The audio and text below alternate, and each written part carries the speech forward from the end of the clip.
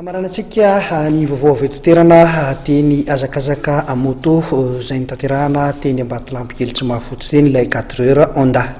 Teny vohitra paradisa Ambohimanga no natanterahana ty andiany faraka ambin'ny folo ty sy ohatran'ny teo aloha tamin'izao andro ny alahady izao rano vokatra moa zany mialohan'ny tondrananao ny sary netiny Mamasoanaivo avy eny an-toerana dia Fabien Planète sy Ejao Razavatra Kotoasina mitondra ny moto Charco S30 na vitany hodidina 120 ny 4 kilometatra anatin'ny 4 orany fananana lalana faharoa kosa i Claudio Tida sy miadantso Razafinarivo mitondra ny Kawasaki KXF 250 zany na vita nodidina 120 an'izay 4 kilometatra izay ihany koa ary Ted Boival sy Mathias Alibert nitondra ny Honda CRS 250 ihany koa no nahazo ny lalana fahatelo toro roapolo kosa no vitan'izy mirahala ireto vao ny fidinana voalohany moa dia efa nitarika i Claudio Sizao tamin'ity fifananana ity dia hoetika jerentsika ny sary manodidina an'izay.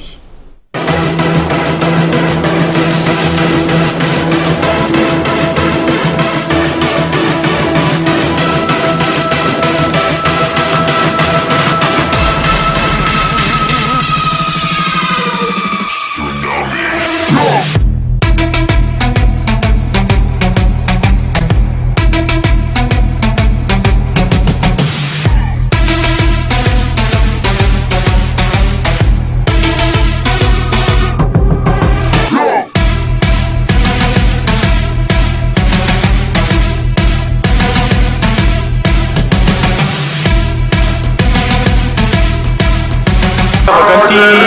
4 heures onda 2014 ty zany aloha voalohany indrindra dia ny toeram-pilalaovana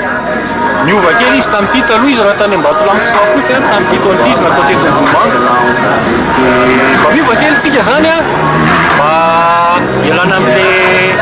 atao hoe fomba mahazaka zany raha araka ny fahelona ny feo avy any amin'ny mpandray anjara aloha dia fantatry zareo zany lalao amin'ny kianja vaovao ity satria misy ny difficulté rehetrarehetra eto afaka maka iny izy misy teknika indrindrindrindra misy an'ilay fotaka be ary ambadika ary izay manano sarotra tokoa ny fanavatsavana azy fédération mitsangana ny fédération afaka atso azy fa ny zavatra azo tenena dia fisaorana be dia be mihitsy any fédération sport auto satria nampianatra anay mitondra ny atao hoe taranja moto.